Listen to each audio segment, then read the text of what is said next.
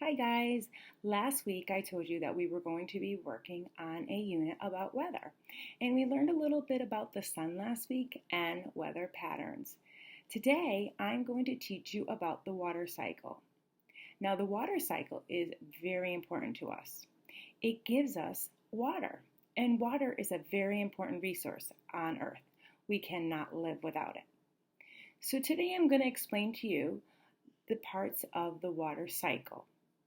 And then what you're going to do is you're going to watch a video about the water cycle and answer a few questions on a Google slide and send it to me. I also posted a Go Noodle video on a song about the water cycle, which I hope you enjoy. So the water cycle has a couple different parts, and I'm going to explain them to you.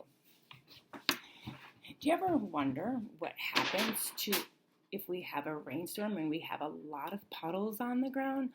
How and why do they disappear so quickly? Where does it go? Especially when we have a big rainstorm and there's lots of puddles and maybe sometimes flooding. What happens to it? Why does it leave so quickly? Well, the sun plays a very important role in this. What happens is when it stops raining and the sun comes out, the land starts to get warm. And what happens is this water vapor, the water turns into what's called water vapor. And water vapor happens when it becomes heated. And the water vapor travels up into the atmosphere or up into the sky, and it starts to cool down. And this is when we have condensation. When the water starts to cool down, it starts to gather and collects in clouds. And what happens is the clouds can get very heavy. And that's when they get dark and we have those gloomy days. Well, those are clouds filled with water vapor.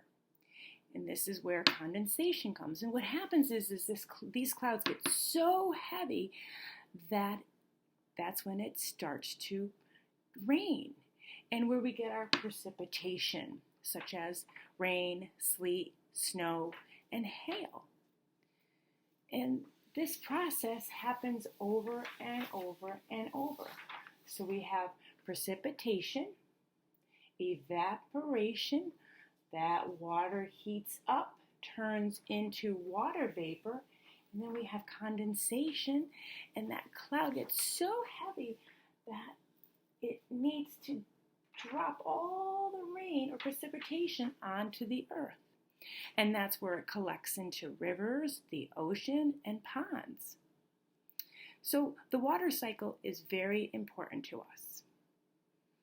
So remember the three main words: precipitation, evaporation, and condensation.